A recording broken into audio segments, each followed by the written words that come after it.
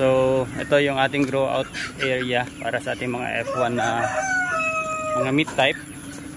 Unfortunately, itong dulo binaha. So umabot siya dito sa ating second to the last na kwarto. Hopefully mag-subside ng mas mabilis yung tubig. Yan. Somehow okay to rito dito yung sa second to the last. Kasi may portion dito na elevated siya. So they can eat upstairs. But yeah, yun nga lang, basa yung ilalim.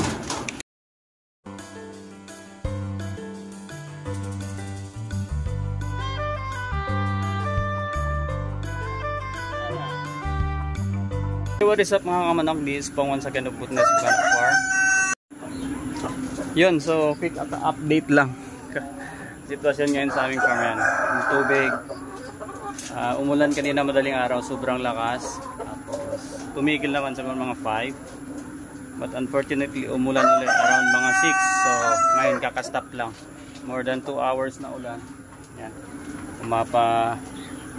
Buti na lang naka-elevated tayo dyan. So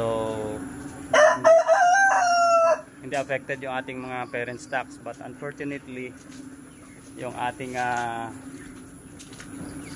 yung grow out pen natin dito sa kabila. So yun. So ito yung ating grow out area para sa ating mga F1 na mga meat type. Unfortunately itong dulo binaha. So umabot siya dito sa ating second to the last na kwarto. Hopefully mag-subside ng mas mabilis yung tubig. Yan. Somehow okay to rito dito yung sa second to the last. Kasi may portion dito na elevated siya. So they can eat upstairs. But yeah, yun nga lang, basa yung ilalim. Okay, so yung malala na side, ito yung malala na side natin dito sa dulo. Hindi na tayo papasok. So yung tubig, itong portion kasi na to dito sa dulo, yung tubig dun galing sa kabilang side, medyo mababa to eh. So yung tubig galing dun sa kabilang side, ayan, so may puno na yan, mababa rin kasi yan dyan. So yun, dito sila pumunta, tumagos hanggang dun sa kabila namin sa dulo, ayan. So yung worst case natin dito sa last pen natin. So ayan. But so far okay lang din naman to sila kasi meron silang perch, and then may portion tayo doon na may dito merong papag.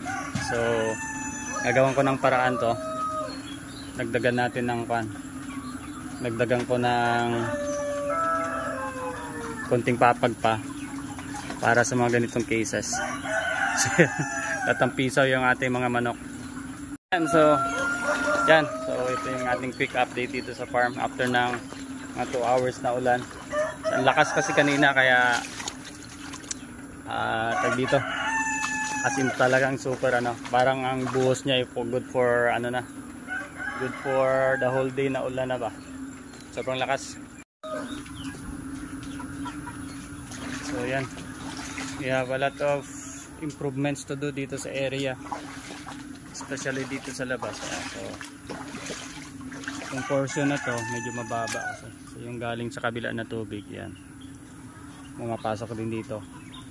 So this, we need to do something kasi meron na kaming kanal dyan hanggang doon sa baba yan. But I guess kailangan naming taasan yung dito para hindi na pumasok yun sa kabila, didiretso na siya doon.